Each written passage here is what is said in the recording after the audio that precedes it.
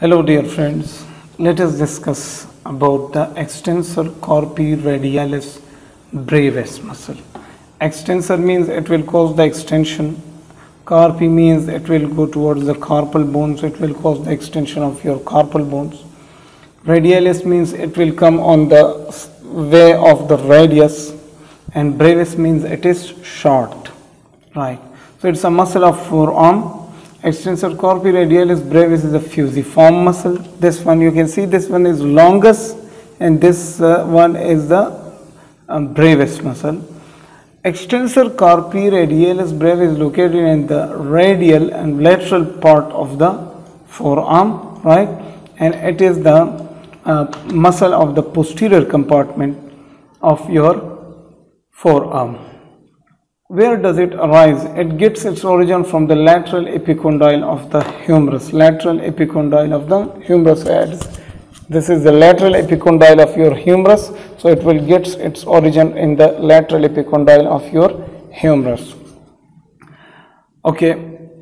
Where does it inserts? It inserts in the posterior aspect of the base of metacarpal number 3. Base of metacarpal number 3 it will insert. Okay.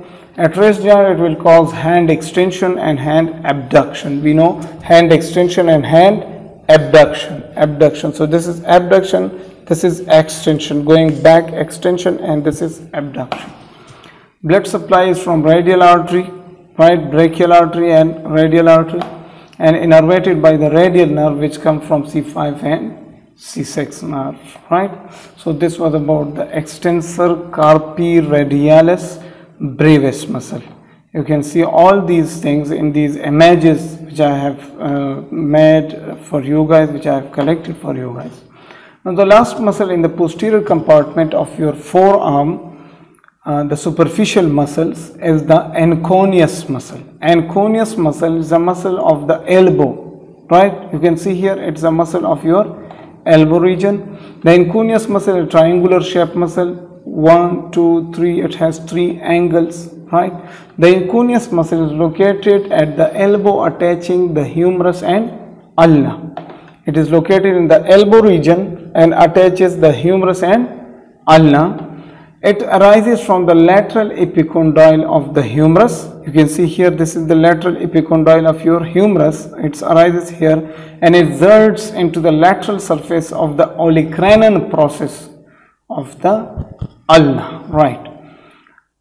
Its action, it assists in the forearm extension at the elbow joint and stabilization of the elbow joint. So elbow joint extension it causes, and its blood supply is from posterior interosseous recurrent artery, and its innervation is from the radial nerve which come from which are branches of C7 and C8. So you can see here in this diagram, this is your anconeus muscle.